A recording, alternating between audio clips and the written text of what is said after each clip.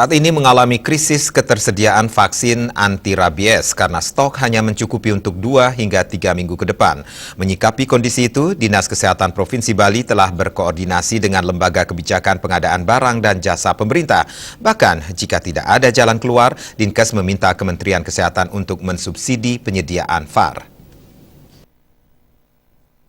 Vaksin anti-rabies atau VAR masih tersedia sekitar 9.000 vial yang hanya cukup 2-3 minggu. Sedangkan rata-rata jumlah gigitan anjing per hari di Bali mencapai 120 gigitan, satu orang memerlukan 4 vial vaksin. Menurut Suarjaya, permasalahan kelangkaan VAR disebabkan karena Bio Farma selaku rekanan dalam pengadaan VAR belum mampu menyediakan sesuai dengan harga dalam kontrak. Bio Farma tidak dapat menyediakan vaksin seharga Rp78.000 per vial sesuai e-katalog Lembaga Kebijakan Pengadaan Barang Jasa Pemerintah atau LKPP.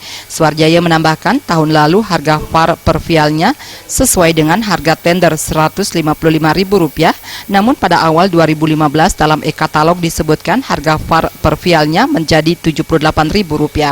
Untuk mengantisipasi kekosongan stok VAR, Dinas Kesehatan sudah berkoordinasi, tetapi belum ada respon dari Kementerian Kesehatan, sehingga diharapkan Kementerian Kesehatan akan mensubsidi stok VAR sementara. Dalam beberapa hari ini kita udah ke LKP pusat, ya harus ada solusi itu. Tapi kita udah juga komunikasi dengan Kementerian Kesehatan. Kalau ini masih bermasalah, kita mohon Kementerian Kesehatan bisa membackup itu vaksin. Ya. Backup-nya seperti apa? Biasanya kita minta ke Kementerian, stok di Kementerian itu kita minta didistribusikan ke Bali.